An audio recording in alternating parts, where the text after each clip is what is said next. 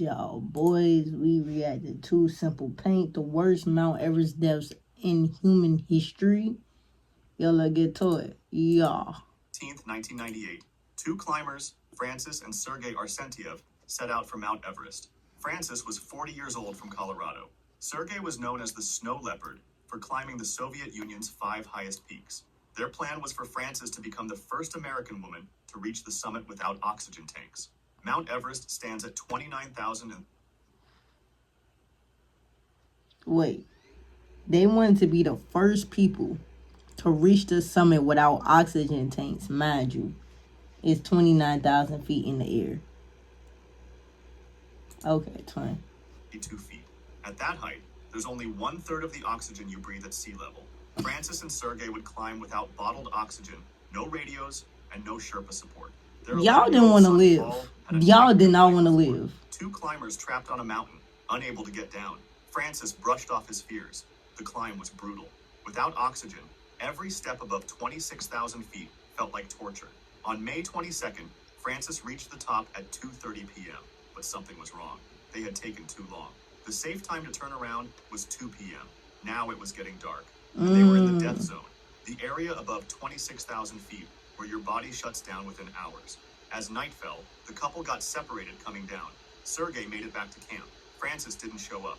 When morning came, Sergei grabbed oxygen bottles and climbed back up to find her. Then he disappeared too. On May 24th, hey, twin, I'm calling it right now. Hold on, fool. I'm calling it right now, fool. Bro, you talking about they got separated? No, that bitch died. Saw something in the snow. A person in purple clothes, lying still 1148 feet below the summit. It was Francis.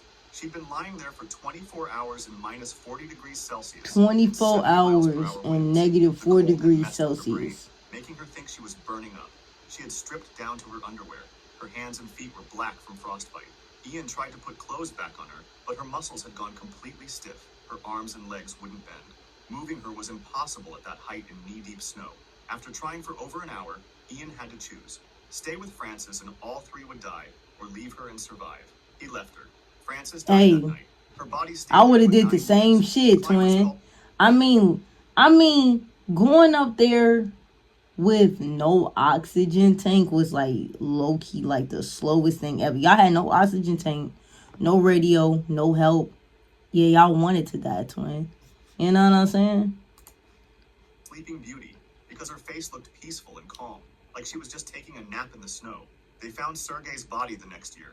He had fallen trying the next year? In 2007, the next year? And moved her body away from the climbing route, wrapping her in an American flag. David Sharp. On May 13th, 2006, David Sharp, a 34-year-old British climber, set out alone for Mount Everest. Sharp was an experienced climber who had already done Kilimanjaro, Elbrus, and Cho Oyu. He was trying to reach the top without oxygen tanks. Only what's with the no oxygen tank? No radio, what's with that? And no team watching him. No radio, no team. Y'all asking me that. In 2003, he turned back because of frostbite. In 2004, he came within 1148 feet of the top before giving up. This time, he was going to make it. On May 14th, several he attempted to climb this mountain 3 times, 2 times, didn't complete it. I think that was God telling you this is not meant for you, partner. And you ignored every sign. Route. Nobody knows if he reached the top.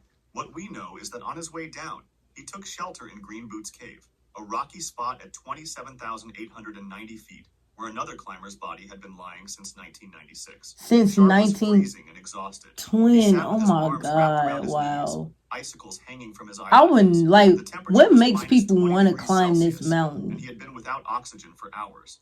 Then the other climbers started walking past him. Turkish climbers were the first to find Sharp early on May 15th. He was alive, but barely awake.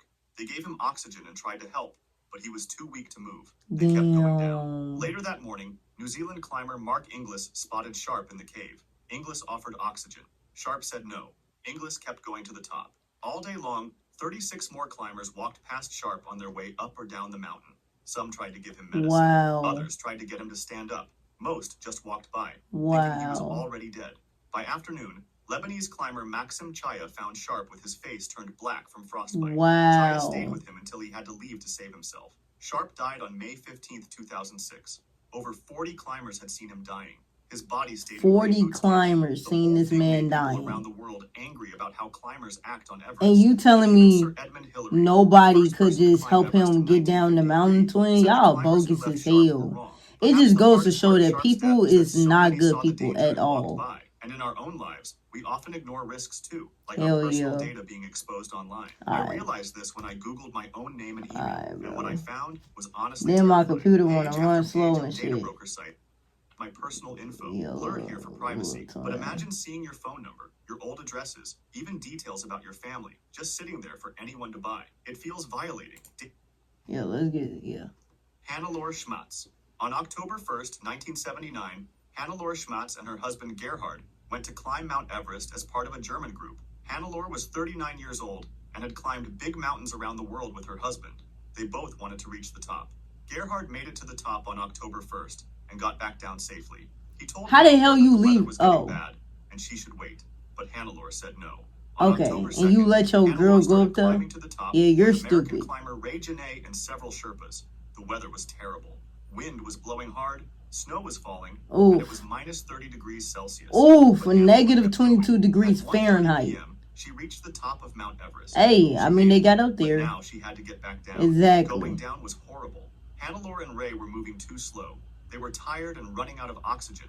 It was getting dark, and they were still in the death zone above 26,000 Right. feet, where your body dies within hours. The Sherpa guides told them to keep moving. Stopping meant death. Right, But keep Hannelore and moving. Ray were too weak. They decided to spend the night at 28,000 feet. Spend the night? Completely out in the freezing wind and cold. Sungdare Sherpa, one of their guides, stayed with them. By morning, Ray was dead. The cold had killed him during the night. Hannelore was barely alive. With Sundar's help, she tried to walk down. They made it just 330 feet before she fell down, only 328 feet above the safety of Camp 4. Her last words were asking for water before she died. Sungdare had to leave her body and keep going down alone. He lived, but lost most of his fingers and toes to frostbite. Hannelore's body stayed right where she fell. For years, she became a landmark on the climbing route. A Climbers landmark? said she sat upright against her backpack, her eyes open, her hair blowing in the wind. She looked like a ghost watching everyone who walked by. In 1984, a big storm finally blew her body away, carrying her down the mountain where she disappeared forever. Hannelore Schmatz became the first woman to die on Mount Everest. Rob Hall. Wow, On May 10th, that's 1996, insane, twin. Rob Hall, a 35-year-old guide from New Zealand, led his team toward the top of Mount Everest. Hall was one of the best guides on the mountain, having made it to the top 4 times before. Oh, so he was experienced. But it just goes to show you, partner, like, it just goes to show you, for you would think you so experienced that, son. And then, man, twin, little life would show you, nah, man, you not. Cause look, bro, even bro died and he made it up this bitch and down. He made it up and down 4 times, twin, didn't die. This time, he got 2. Hall's group was part of a busy day on Everest. Another team, Mountain Madness, led by American guide Scott Fisher, was also trying to reach the summit.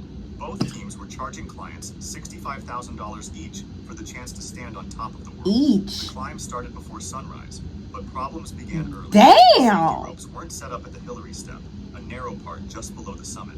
This created dangerous waiting lines as dozens of climbers stood in line in the waiting line is crazy. Waiting line above 26,000 feet is insane. Whether they made it to the top or not. But as the day went on, that time came and went. Hansen was having trouble, moving slowly and using up oxygen fast. At 4 p.m., way past the 4 safe p.m., time, Hansen finally reached the summit. Hall stayed with him, refusing to leave his client behind.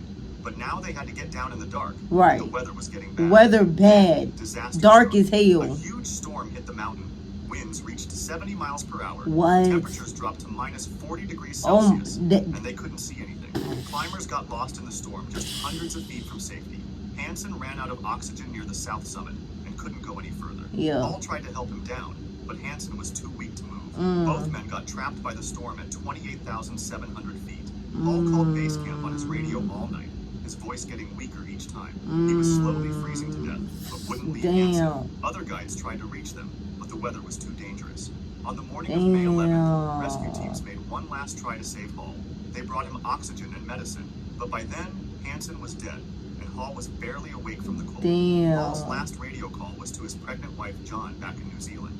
He told her he loved her and to take care of their baby girl. Then the radio went quiet. Damn. Rob Hall died on May 11th, 1996, still next to his client Doug Hansen.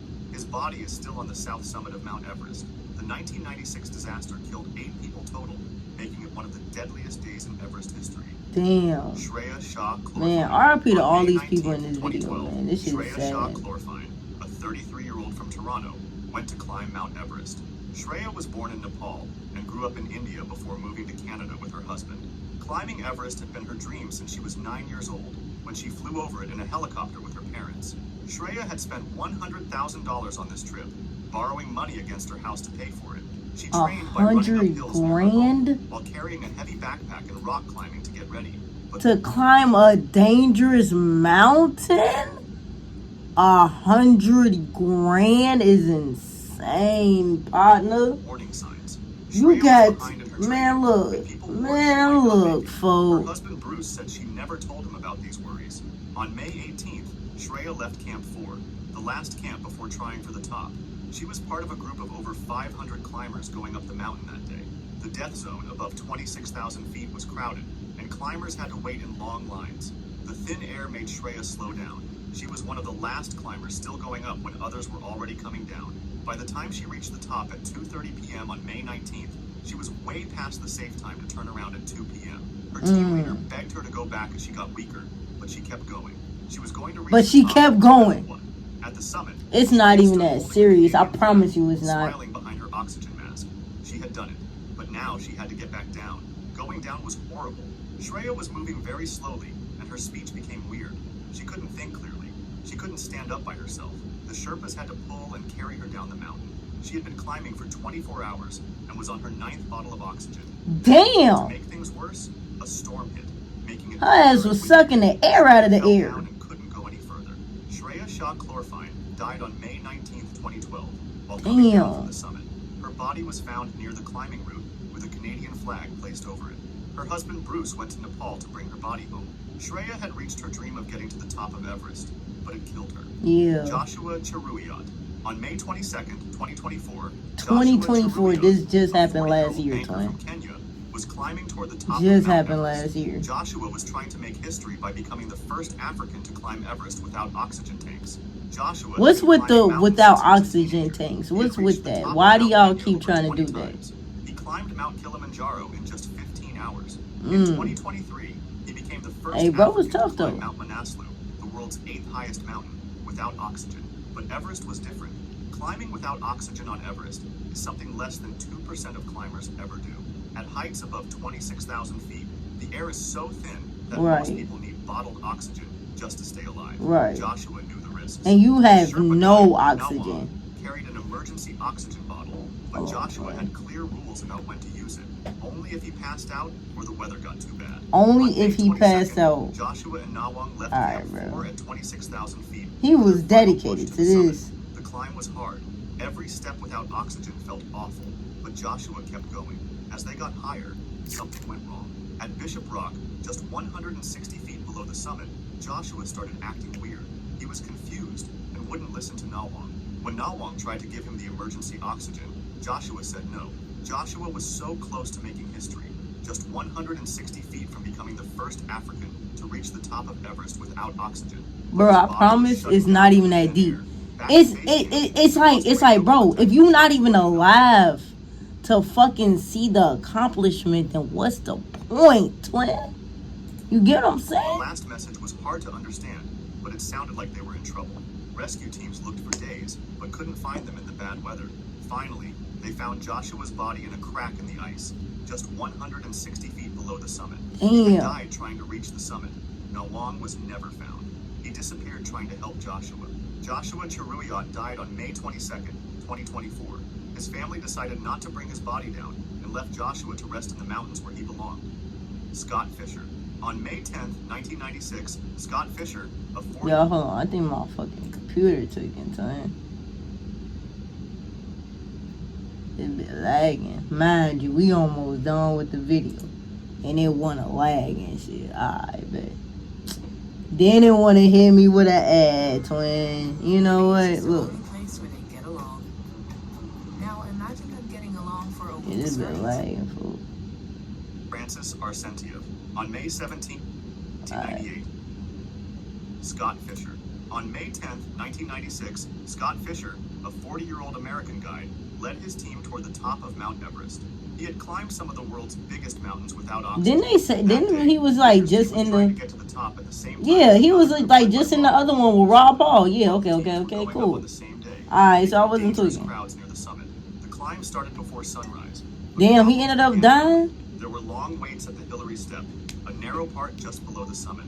Climbers stood in lines in the death zone above 26,000 feet, using up oxygen and getting tired. Fisher had been feeling sick for days before trying for the summit. He was tired from helping other climbers who had gotten into trouble lower on the mountain, but he kept going because his clients needed him. By the time it ain't even that deep. This one I'm talking about. It's not that deep if y'all not allowed to see the bread, to see the legacy. You know what I'm saying? Then what's the point, twin? You died for no reason, twin. You feel me? Fisher got sicker. The thin air was making him confused and weak, but he wouldn't leave his clients. He told his Sherpa guide to lead the clients down while he came behind. Then the storm hit. Yeah, nah, bro was not making it. Behind, yeah, nah, twin. He was not making it. Climbers got lost just hundreds of feet from safety. Fisher fell further and further behind. The thin air was shutting down his body. Near the Hillary Step, he told his team to keep going down without him. He couldn't make it any further. His Sherpa tried to help Fisher, but the storm was too dangerous. He had to choose between saving the clients, right, or saving and staying him. Yeah. When rescue teams found Fisher the next day, damn, he was dead. His oxygen mask was around his face, but the bottle was empty. His hands were bare, and his jacket was unzipped as the cold had messed with his brain, making him think he was too hot. Scott Fisher died on May 11, 1996. Damn, his body was moved away from the main climbing route, but it is still on Mount Everest. If you enjoyed this video, damn. Hey, I ain't even gonna lie. All these videos was like, fuck, like all these like incidents was fucking sad. It's like, damn, twin, was it really worth it? Like, I just want to know, was it honestly worth it, twin? Like, was it really that worth it? Spending all that bread just to like, honestly, just to die, to be honest. You know what I'm saying? Just to die. Like, was it worth it? I don't know. I don't think it personally. I would never spend that much money to, like, possibly die. Like, I don't know, twin. I'm especially not climbing on a fucking mountain. No cold-ass mountain at that. You feel me? But that's just me. Y'all let me know how y'all feel, twin. Tune in on me, man. Subscribe to the channel. I'm gonna catch y'all boys, and that's on y'all. I'm out, nigga. Peace.